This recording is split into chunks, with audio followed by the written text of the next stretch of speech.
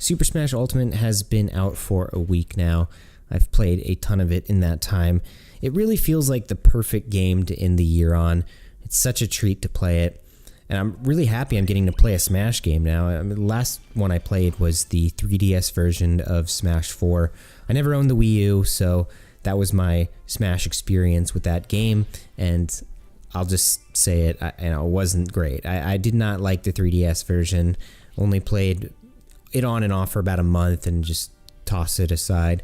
I appreciate that game for what it was. I didn't get the true experience of playing it on a Wii U, but I'm glad that it's in the past and we have Ultimate now. So I've been loving it. It's so much fun. I'm having a great time trying to figure out what my main is so far. Snake. I'm liking Snake a lot. We'll see. Kirby's also pretty good. I just unlocked every character yesterday, so now figure out what my main is, get better, play more online matches, and we'll see where that goes. But in this past week, as I've been playing it, one of the things I kept thinking about was how do people review this game, or what would be the best or most accurate way to review this game in particular? I knew that reviewing this game wasn't going to be something we did on the channel, mostly because it kind of felt unnecessary. This game being an amalgamation of previous Smash games into literally this ultimate title.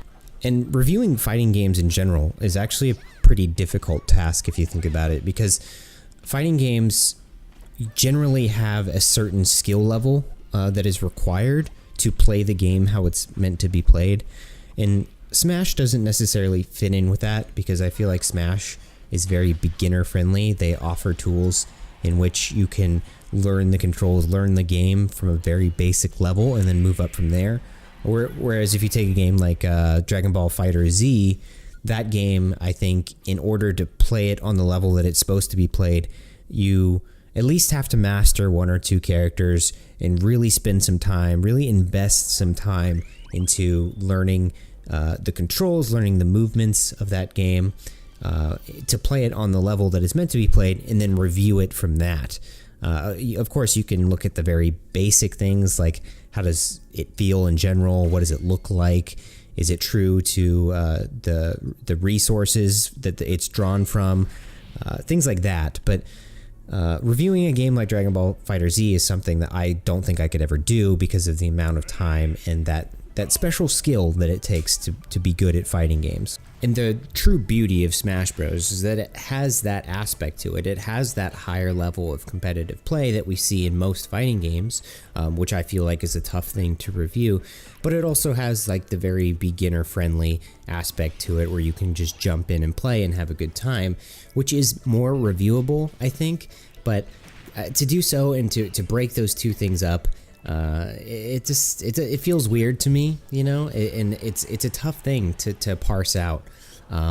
So if we can look at each mode, right? We can look at classic mode, we can look at adventure mode, we can look at things like how well does online handle itself, is there connection errors, things like that.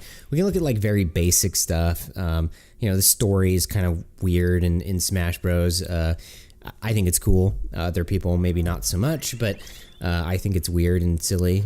There's just so many directions you can go in with a review for this that it's just, why even bother? We know the game's good. We know each aspect of the game handles itself very well. And there's so much to talk about that you break it up. And that's what we're doing here. We're kind of breaking it up, talking about what we like, what we don't like. This video is going to focus mostly on one of my favorite parts of Smash. Anyway, the mode I want to focus on in this video is the new adventure mode in this game, which is the World of Light, is what it's called. And I've spent probably in between 15 and 20 hours playing it so far. I'd say maybe I'm about 50% done with it. It's pretty massive.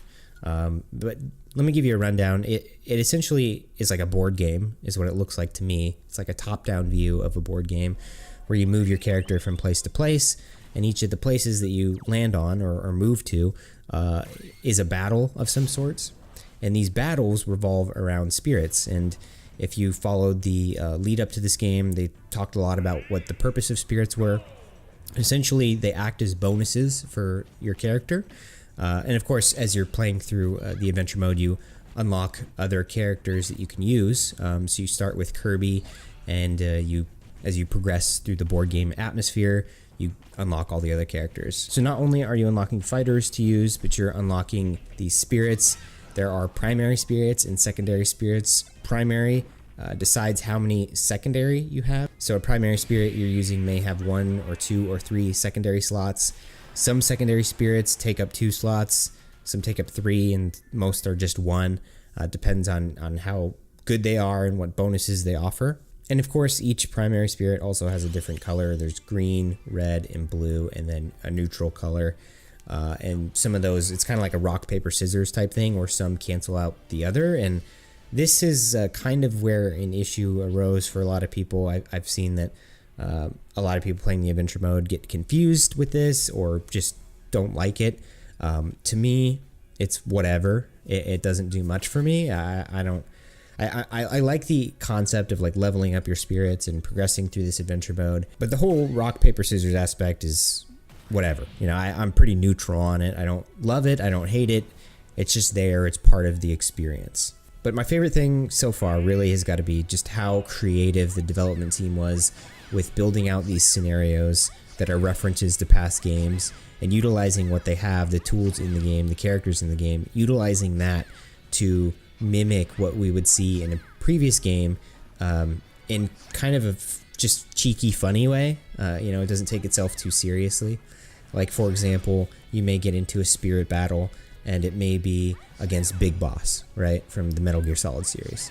Quote unquote, Big Boss will be Zero Suit Samus, and the battle will be themed with Metal Gear music and what have you. And it's just a really cool way of utilizing references to other games in a way that makes sense, and it definitely provides the player with like a sense of gratification when they see that and they go, oh, I know what that's from. Like, I get it. That's cool. I like that. I get to a new area or stage and I'm just like, yes, I get it. I know what that's from. That's cool. And like I said, this is in classic mode as well.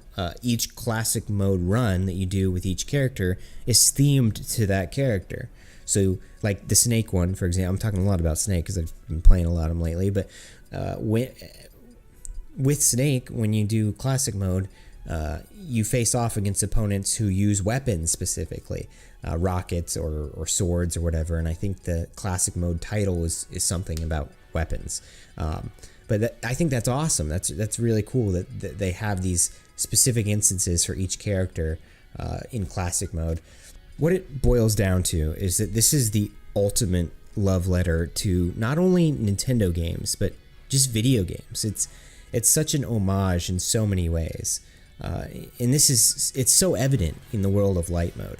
Like, and I don't want to spoil it, because if you have this game and you've been focusing on online Smash or local Smash or doing classic mode runs, whatever you've been doing, if you haven't gotten into World of Light, I really implore you to do so, because there are aspects of it that are just so much fun to experience. And I will spoil one thing that just kind of blew me away, that I thought was so well done, is there's a section of World of Light that looks like an airport, right? And you get to it and you board a plane, and that plane takes you to essentially what is the map for the original Street Fighter games, right? So if you remember, during the arcade mode of Street Fighter, you were flying from country to country, fighting the different fighters, because each fighter was from a different area around the world. You do that in the World of Light, and each fight is themed to a Street Fighter character. Like Little Mac is Balrog. I think they have one for Blanca, however you say it, with Bowser. So it makes sense.